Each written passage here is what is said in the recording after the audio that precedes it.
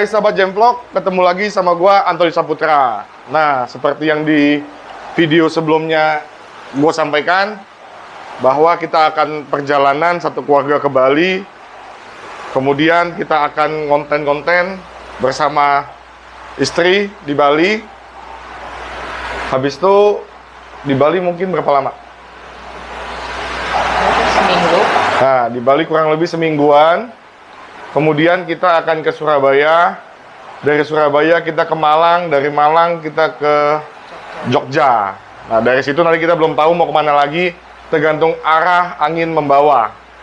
Jadi memang kita ada acara keluarga ya. Kita ada acara keluarga di Bali. Selepas itu kita sudah nggak ada acara lagi. Baru kita fokus konten. Jadi mereka di hotel untuk cari suasana berbeda lah, tiap hari di rumah terus, bosen.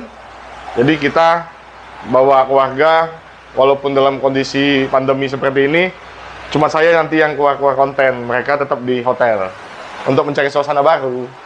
Nah, jadi ini kita jam 9.15 mau melakukan perjalanan malam ke Surabaya dulu. Dari Surabaya kita stay dulu, tidur, habis tidur bentar, kita baru langsung jalan lagi ke Bali. Nah, ya. Lihat proses gimana kita perjalanan sampai Bali pada kondisi pandemi seperti ini, repotnya seperti apa, prosedurnya seperti apa. Ikutin video kita terus. Jadi, kenapa kita memilih jalan malam? Karena yang pertama malam mata lebih nggak capek, karena kena pantulan cahaya matahari terus, jadi mata lebih, kinerjanya lebih rendah lah kalau malam. Kalau bagi saya. Dan juga yang kedua, seperti musafir-musafir kalau melakukan perjalanan jauh itu di malam hari. Karena di malam hari waktunya terasa lebih singkat ketimbang di siang hari. Jadi malam hari nggak berasa lah di perjalanannya. Oke sahabat Jemvlog, ikutin terus perjalanan kita.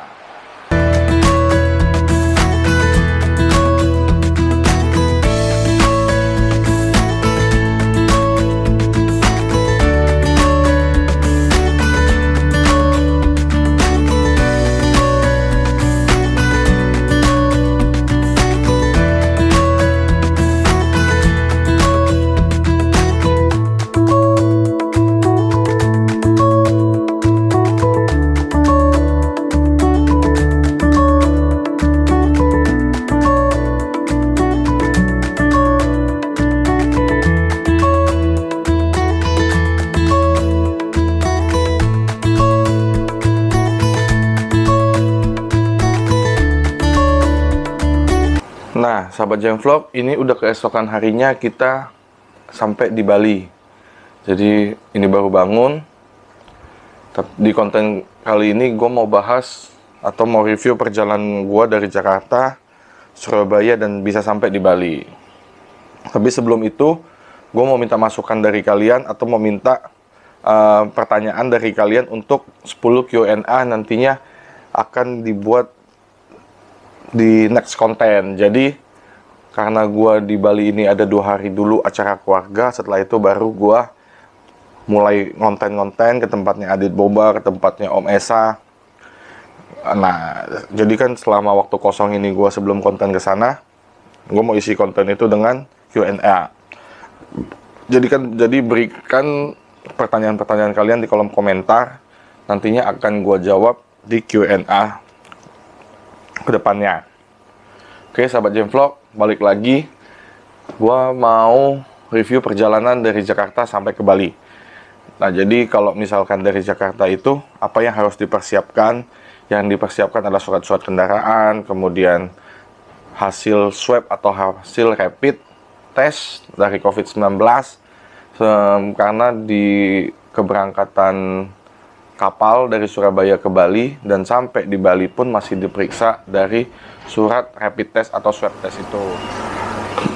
Nah, perjalanan dari Jakarta ke Surabaya itu lancar. Kita memakan waktu 12 jam karena memang bawa anak-anak, jadi kita berhentinya juga di pom bensinnya, intensitasnya banyak dan juga lama durasinya. Durasi kita berhenti di rest area.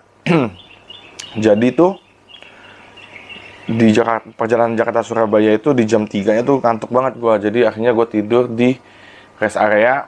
Dapatlah tidur 1 jam, langsung lanjut lagi perjalanan hingga akhirnya kita bisa sampai di Surabaya tuh jam 9, jam 10-an.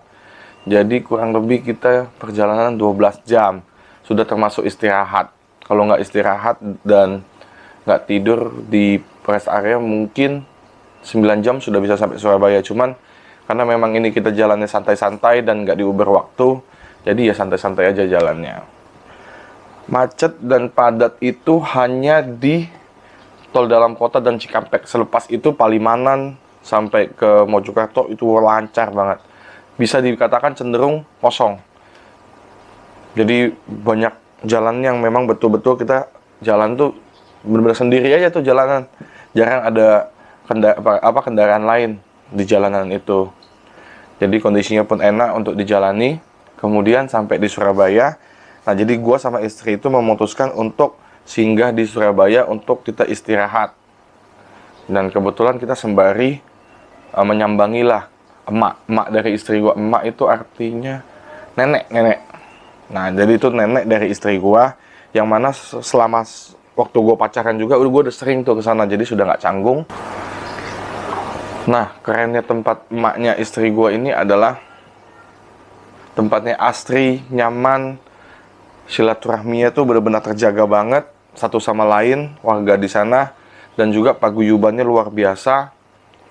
Dan juga yang bagi gue ada aturan yang memang sangat sulit kita terapkan di tempat-tempat lain, tapi di tempat ini sudah berjalan mungkin puluhan tahun dan masih terus berjalan. Jadi yang gue ngerasain sendiri mulai dari gue pacaran sama istri gue sampai hari ini gue sudah punya anak 2, aturan itu tetap masih berlaku dan masih tetap dijalankan dan tetap dihargain sama warga-warga setempat.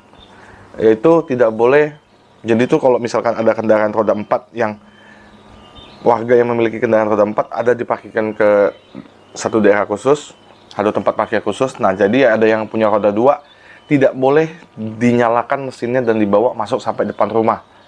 Jadi di depan atau di muka gang situ sudah harus dimatikan dan dituntun motornya supaya tidak bising mungkin ya, dan saling menghargai satu sama lain lah ya. Jadi kebayang tuh kalau ada yang knalpot racing, geber kalau dia nyalain dan dia pakai masuk ke dalam, wow, berisiknya kan luar biasa kalau gang gitu kan. Jadi itu masih dihargain dan masih jadi aturan. Nah, itu yang keren.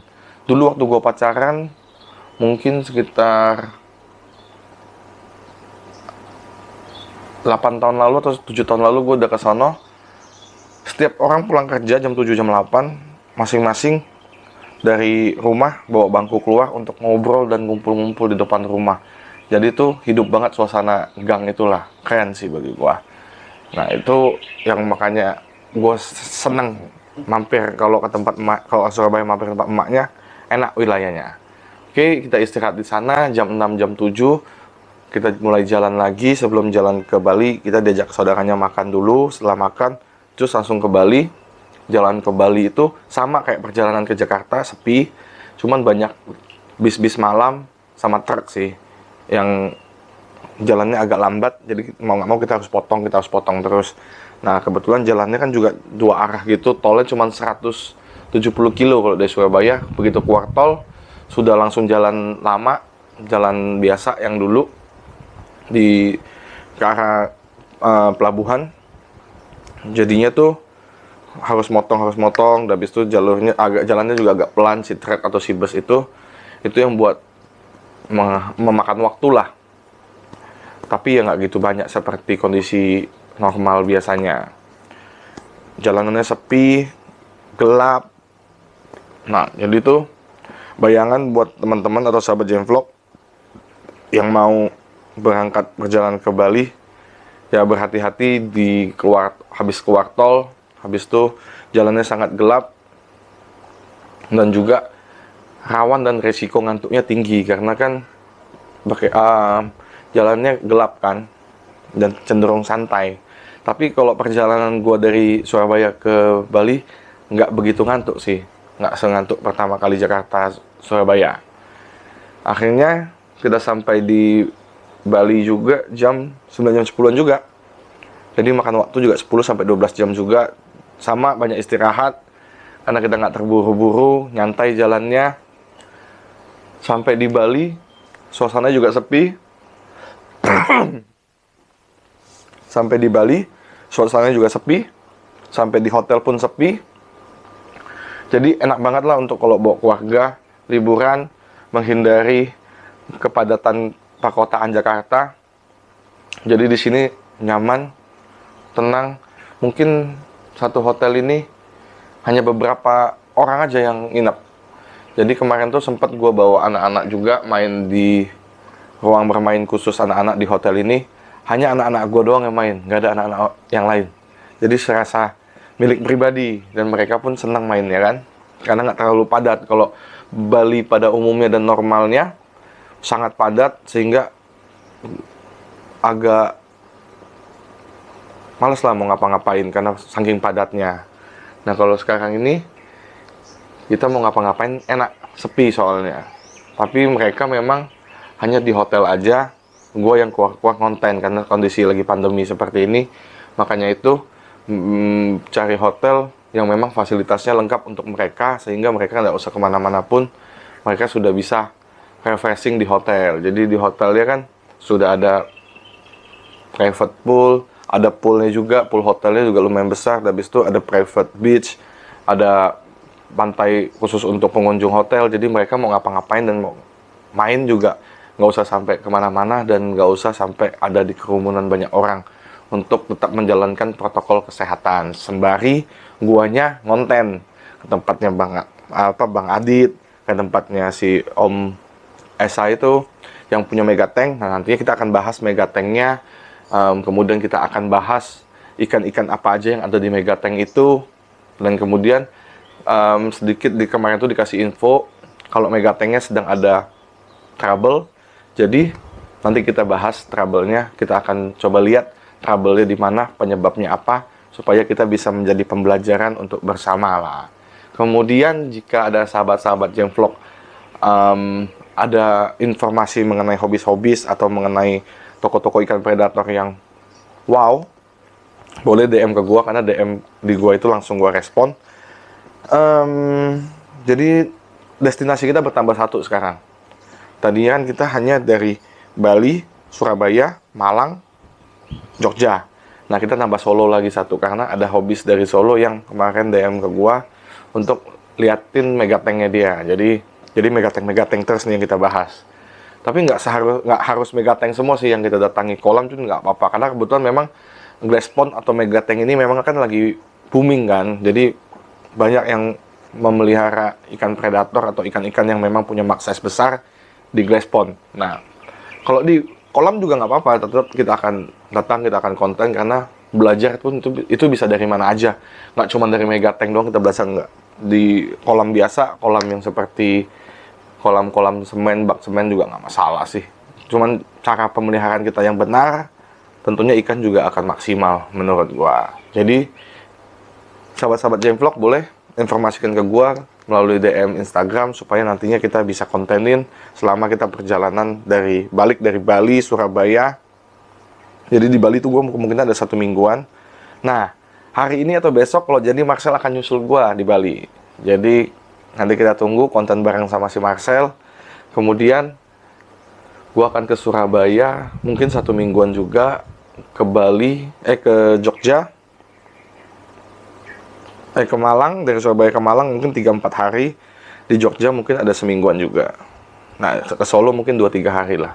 Jadi kalau ke Jogja kan dekat ke Magelang, nanti daerah-daerah sekitar yang bisa kita datangin dari Jogja, kita tetap samperin, kita tetap datangin. Jadi kita menunggu informasi dari sahabat-sahabat Jeng Vlog. Oke, jadi supaya kita bisa bagikan, kita bisa perlihatkan hobis-hobis ikan yang ada di luar Jakarta, nggak melulu Jakarta Tangerang yang keren-keren. Di Bali juga luar biasa kerennya, di Surabaya juga luar biasa kerennya, di daerah-daerah lain juga keren-keren juga ikannya. Apalagi cara pemeliharaannya untuk di daerah Jogja, Klaten, Solo, Malang, untuk ikan-ikan predator dan ikan cananya yang gue dapat informasi luar biasa.